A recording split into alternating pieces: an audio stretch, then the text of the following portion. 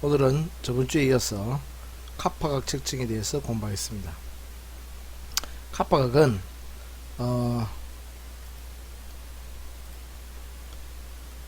안축하고 요 C축, 요것이 두 개의 축이 이루는 각입니다. 사실은.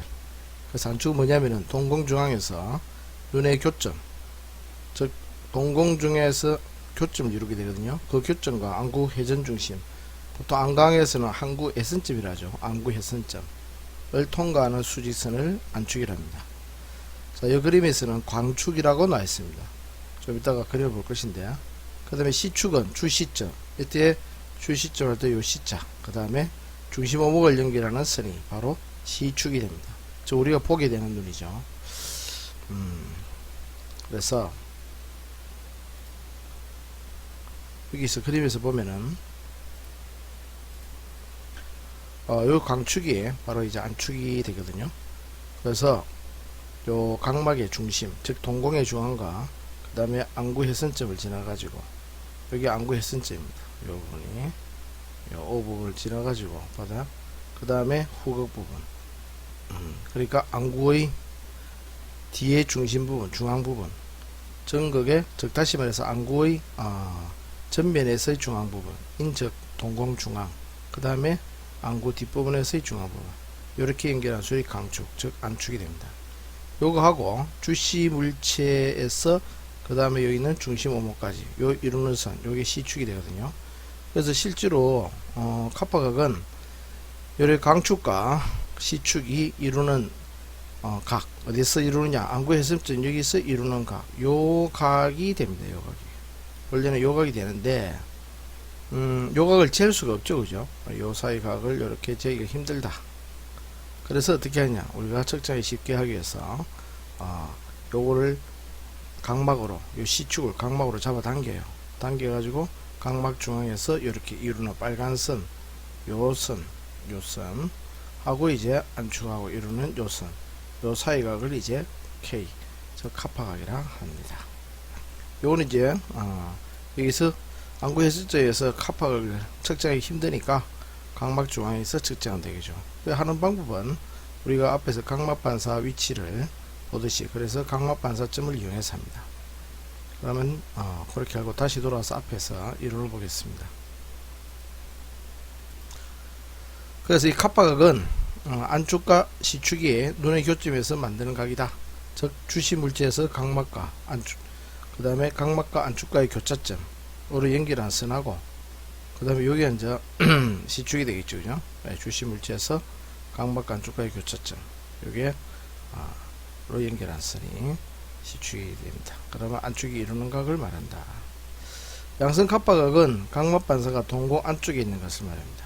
즉 각막 반사가 동공 안쪽에 매치해 있으면은 우리 양성이란다. 그 다음에 이 각이 크면 외사시처럼 보인다. 자, 각막 반사가 동공 안쪽에 있으니까 눈이 바깥으로 돌아갔다는 뜻이죠, 그죠? 그래서 외사시처럼 보이게 됩니다. 음성 카파각은 각막 반사점이 어디 있냐면 동공보다 바깥쪽에 있습니다. 동공이 바깥쪽에 있다는 말은 눈이 안쪽으로 돌아갔다는 뜻이죠, 그죠? 그래서 이 각이 크면은 내사시처럼 보이게 되더라. 그래서 보통 우리 같은 정상인들은 양성 카파각이 많고 보통 5도 이하가 정상이 됩니다.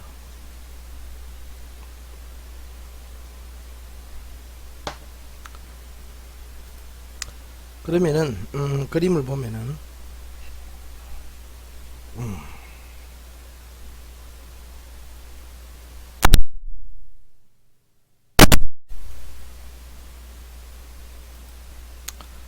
자, 요 그림에 좀 자세히 나와 있는데, 만약에 이제 동공을 중앙으로 기준으로 해가지고 각막 반사점이 동공 안쪽으로 있다. 예를 들어서 요 정도 있다. 이러면 이제 양성 카파각이다. 왜냐하면 눈이 바깥으로 나가다 있다는 뜻이죠. 그 다음에 이제 음성은 이쪽에 이게 동공의 바깥쪽에 열려 있다. 그러면 눈이 안쪽으로 이렇게 내사시 안쪽으로 들어왔다는 뜻이 될 것입니다. 그래서 이제 우리는 보통 인간은 이제 멀리 보면서 원시 시대를 살았죠, 그죠? 그래서 인간의 역사가 예전에 200만 명 캤다가 200만 년, 지금은 이제 또 화석의 발견을 해서 루시라는 내 이름 내가 생각에 루시 싶은데 그 8살짜리 소녀가 아직 꼬리도 달려있는데 그 화석이 발견됨으로 인해서 인간의 역사가 300만 년 정도로 더 늦어졌습니다. 그래서 이런 경우에 항상 원시 시대에는 수렵 체질을 하면서 헌팅을 했잖아요. 그죠? 그래서 멀리를 보다 보니까 우리 눈은 멀리 보게 되니까 계산이 되겠죠. 그래서 항상 어느 정도의 눈이 바깥으로 더 있는 외사시 경향이 있습니다. 그래서 양산 갑박각이 정상이더라. 어느 정도냐? 다시 도와서 보면은 이렇게 5도 양선 갑박이 많으니까 5도 이하가 정상이더라. 이렇게 됩니다. 자, 그렇게 하시고 그 다음에 오늘은 사시의 종류에 대해서 한번 보겠습니다. 자, 사시를 크게 나눠가지고 사위와 사시 이랬습니다. 그래서 광희의 사시의 종류에는 사위도 포함되어 있고, 그래서 이걸 갖다가 잠복사시 이렇게 이야기합니다. 잠복사시. 그래서 사위를 잠복사시라 하기 때문에 크게 나누어서 사위와 사시로 나뉜다. 사위는 피곤하거나 공상 등 주시하는 노력을 하지 않을 때나 한쪽 눈을 가려서 융합을 방해할 때, 앞에서 이야기한 적이 있었죠. 그죠? 사시가 현상을 보이지만은 금방 융합을 하여 정의가 될 수 있는 상태를 말한다. 그래서 친구 간에 서로 마주보고 이야기하고 있는데 갑자기 애가 멍 뜰 때 눈이 살짝 돌아가죠. 그죠? 그런 게 사위랍니다. 자, 이렇게 이제 어느 정도 사람들은 약간의 사위 증상이 보일 수도 있는데, 어느 정도 각도가 지나치게 커지면은 그것이 이제 어느 정도 병적이다 이렇게 볼 수 있겠죠.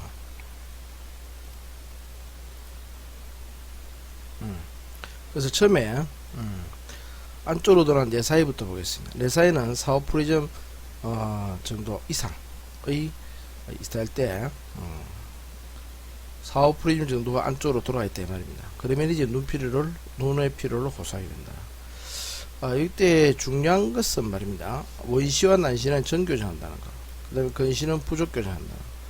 요 말들을 조심해야 되는데, 우리가 내사이라는 것은 안쪽으로 눈이 돌아가 있을 때 편하다는 뜻입니다. 여기에 대한 개념을 잘 아셔야 되는데요. 간단히 말하면은 오른쪽 팔과 왼쪽 팔에 팔이 둘이 있죠. 그죠? 그런데 이제 왼쪽 팔이 힘이 없어요. 지금 어떤 원인으로 나간지, 뭐 다쳤든지 안 그러면은 선천적으로 그렇든지, 만약 힘이 없다면 어떻게 되겠습니까?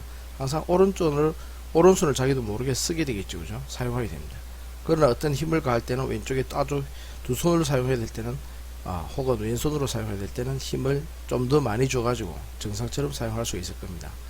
그런 식으로 내사이 같은 경우에는 보면은 이제 안쪽에 잡아당기는 근육이 좀 강하고 바깥쪽에 있는 근육이 좀 약한 상태입니다.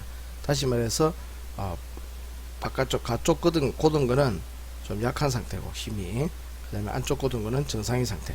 그러니까 항상 안쪽으로 돌아가는 게 편하다 이거죠. 자, 그러니까 편한 상태에서는 안쪽으로 돌아있죠. 그죠? 그래서 근시가 되면은 어떻게 되겠습니까? 근시는 가까운 게 잘 보이지 않습니까? 가까운 게 잘 보이니까 당연히 눈은 가까운 거 볼 때는 눈은 안쪽으로 또 눈모음, 즉 폭주를 하게 됩니다.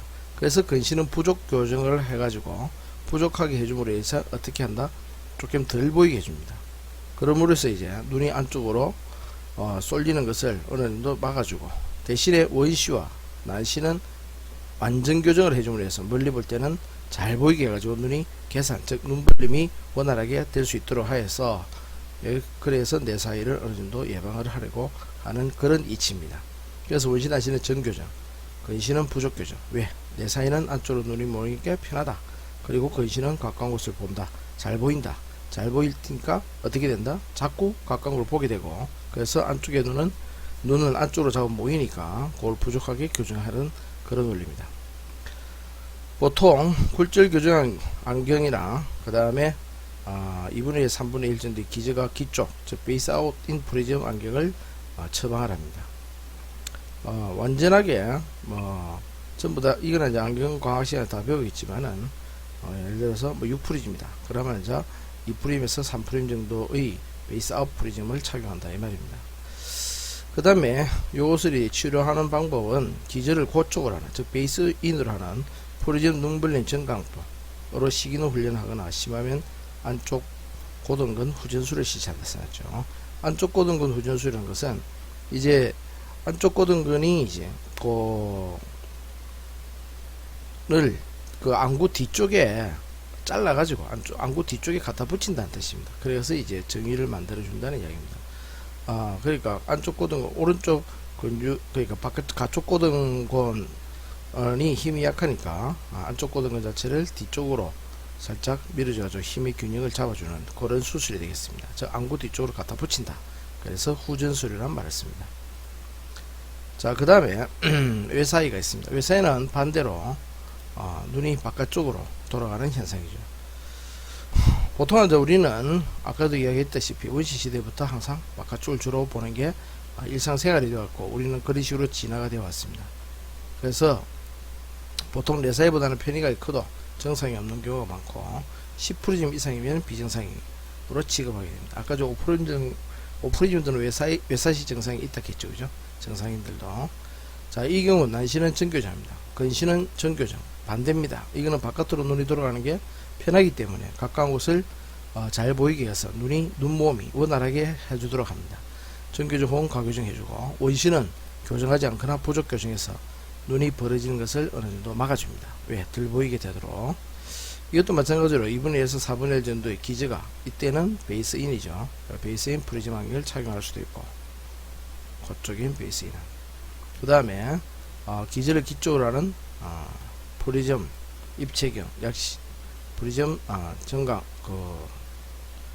가지게 대약시경 로 눈모음 운동을 시킬 수 있습니다. 그 다음에 서로 반대를 하는 걸 기억하시면 돼요. 그 다음에 눈모음 행동이 없거나 효과가 없거나 15% 이상 과도한 편의가 있다면 가쪽 고등근 후전술을 실시한다. 앞에서 내사이의 경우에는 다시 돌아볼까요? 내사이 같은 경우에는 이렇게 안쪽 고등근 후전술을 실시했죠. 그죠? 이렇게 안쪽 고등근 후전술을 실시했습니다.